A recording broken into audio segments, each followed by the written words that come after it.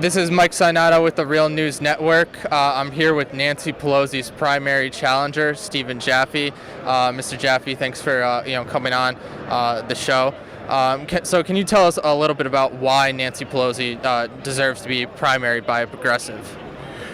Well, my observation is that Ms. Pelosi is way out of touch and disconnected from her constituents. Her position she takes on many issues is not the same as the ones I'm hearing from the people of San Francisco.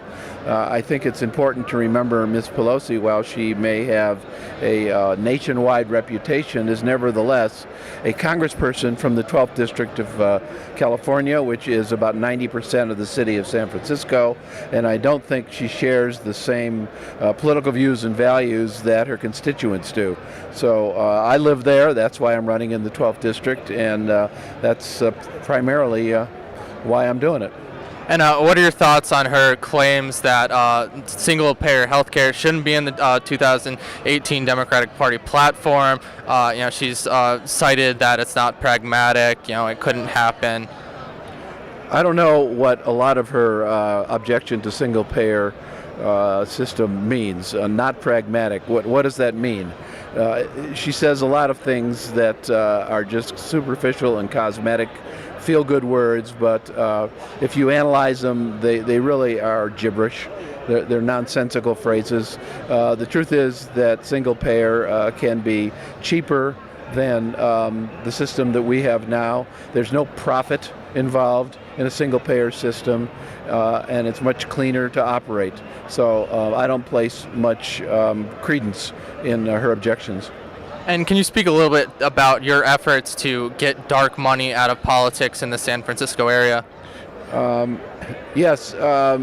Last year, I, as the president of our little Democratic Club, which I'll plug now, the South Beach District 6 Democratic Club in San Francisco, we adopted a resolution on our board prohibiting Democratic chartered clubs in San Francisco from receiving dark money from corporations and distributing it to candidates and causes, propositions, which were not consistent with Democratic platforms or values.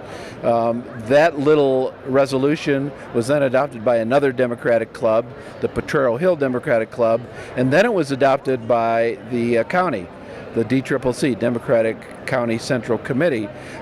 It's now sort of in another form pending in the state legislature. The name of the bill is AB 14.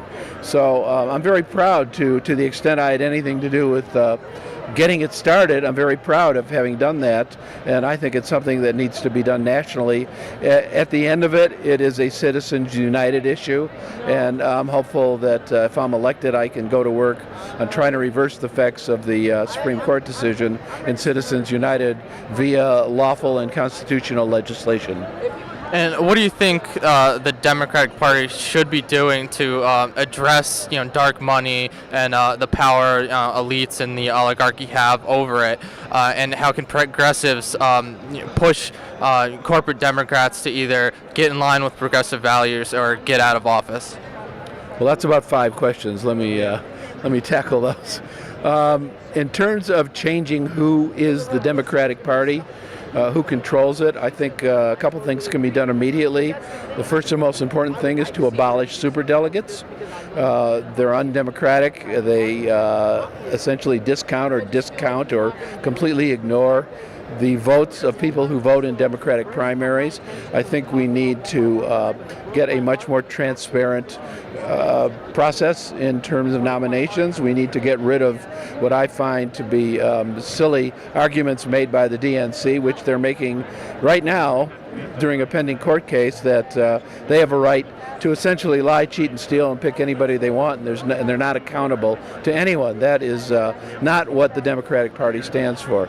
So more defined procedures and protocols, better transparency, abolish superdelegates, and elect more progressives, because the more of us they are demanding those things, the much more likely and quicker it's going to happen. All right, well, thank you very much, Mr. Jaffe. Certainly, thank you. Thank you.